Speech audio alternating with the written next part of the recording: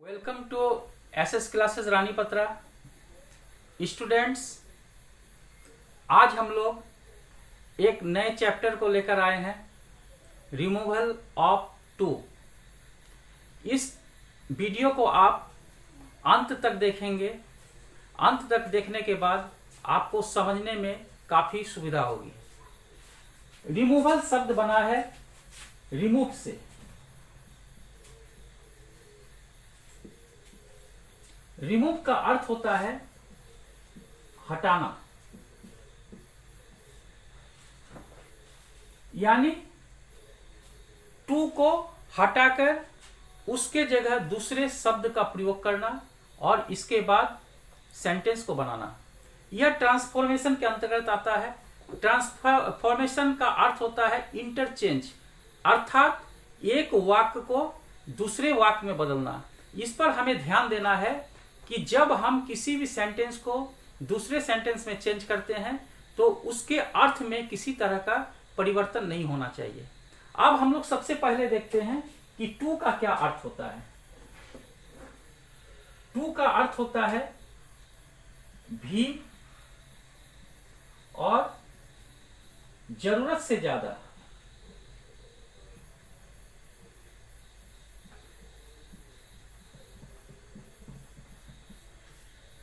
जरूरत से ज्यादा में जब हम इसका प्रयोग करते हैं तो यह निगेटिव में इसका प्रयोग होता है। सबसे पहले हम देखेंगे ये भी के अर्थ में इसको हम किस तरह दूसरे शब्द में परिवर्तन करते हैं, दूसरे शब्द में इसको हम किस तरह चेंज करते हैं। एक सेंटेंस को हम लेते हैं, Elina plays tennis. Elina tennis खेलती है। इसको हम सानिया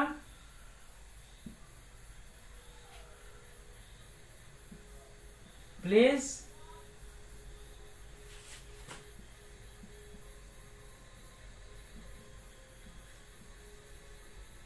टेनिस टू, यानी एलिना टेनिस खेलती है, सानिया भी टेनिस खेलती है। यहां पर टू का अर्थ होता है भी। सानिया भी टेनिस खेलती है, सानिया प्लेज टेनिस टू। अब इसको हम टू के बदले में हम ऑल्सो का भी प्रयोग कर सकते हैं। ऑल्सो का प्रयोग कैसे करेंगे? Sania also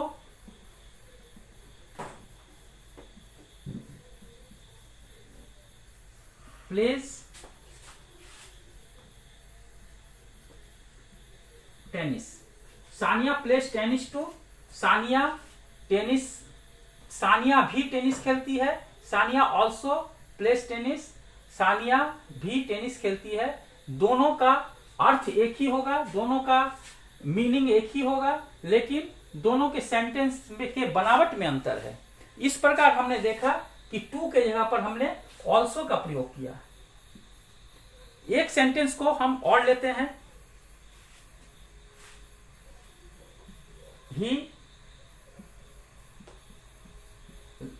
likes coffee.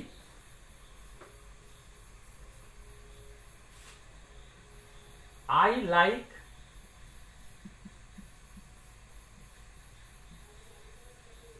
coffee too. वह कॉफी पसंद करता है, मैं भी कॉफी पसंद करता हूं।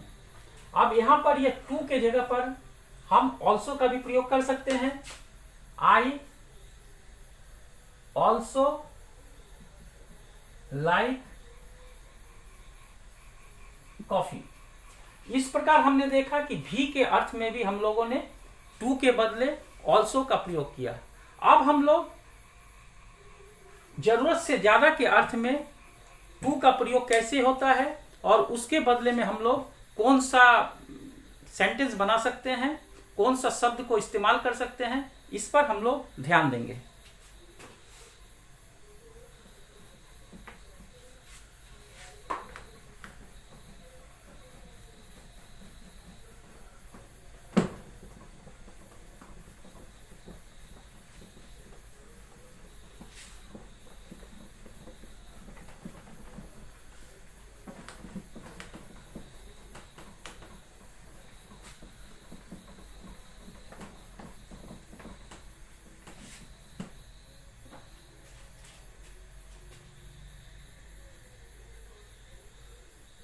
he is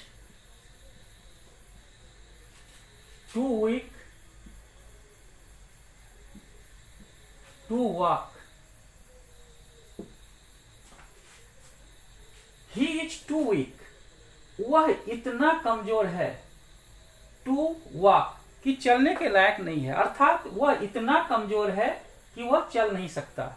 इसको हम रिमूव टू कैसे करेंगे? टू को हटाकर हम किस तरह दूसरा वाक्य बनाएंगे?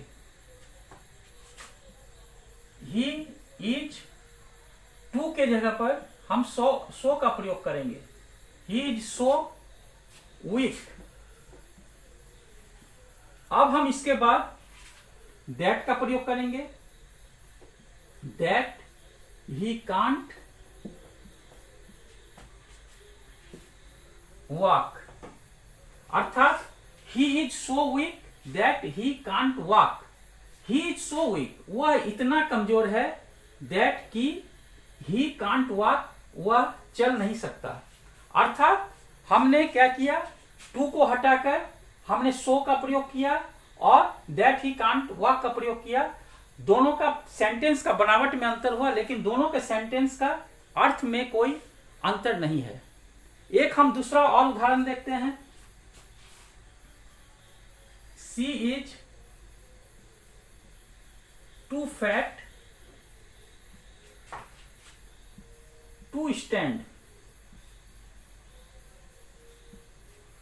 सी इज टू फैट, वह इतनी मोटी है, टू स्टैंड कि खड़े होने लायक नहीं है, यानी वह इतनी मोटी है कि वह खड़ी नहीं हो सकती है। इसमें भी हम रिमूव करेंगे। She is so fat that she can't stand. She is so fat, वह इतनी मोटी है कि वह खड़ी नहीं हो सकती है। दोनों वाक्य के अर्थ में किसी तरह की कोई भिन्नता नहीं है, किसी तरह का कोई अंतर नहीं है। अब हम कुछ और वाक्यों को देखेंगे और उसको बनाएंगे। I am too busy to meet you, मैं इतना व्यस्त हूं कि तुमसे मिल नहीं सकता। I am so busy, I am so busy that I can't meet you. Munna is too tired to work. Munna is so tired that he can't work। इसमें हमको एक चीज और देखना है। यहां पर मुन्ना है, लेकिन दैट के बाद हम मुन्ना शब्द या किसी भी नाउन को नहीं लिखेंगे, उसके बदले में हम यहां पर प्रोनाउन शब्द का प्रयोग करेंगे। Munna is so tired that he can't work. We are too poor. We are so poor that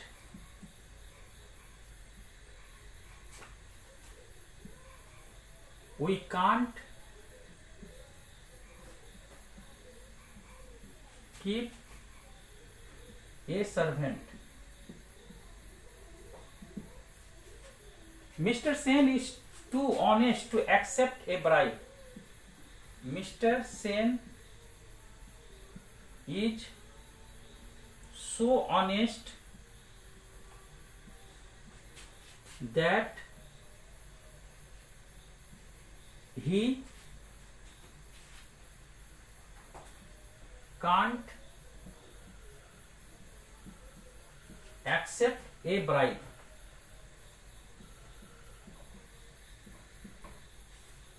Rinki is too proud to learn.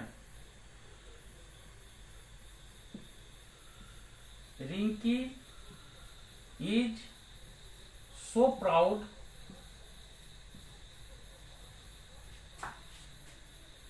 that she can't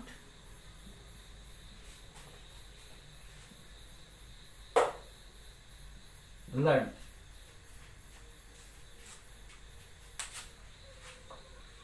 You are so lazy.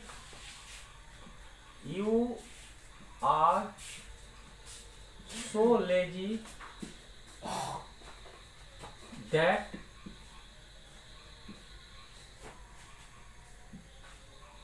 you can't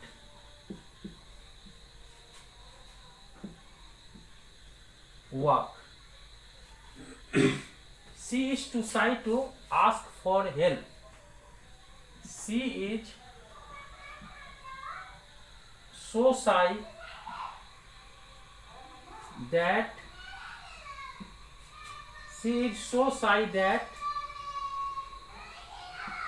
she can't ask for help. That man was too late to catch the train. That man was so late that he couldn't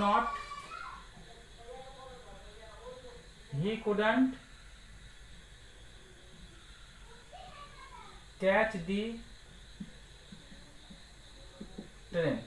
अब यहां पर देखना है कि that man was, यहां पर past का प्रयोग हुआ है, इसलिए यहां पर हमने कांट के बदले कुडंट का प्रयोग किया। He is too old, he is so old that he is so old that he can't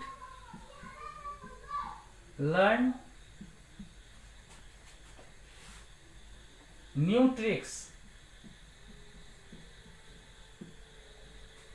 Chico is too young to understand. Chico is so young that he can't understand.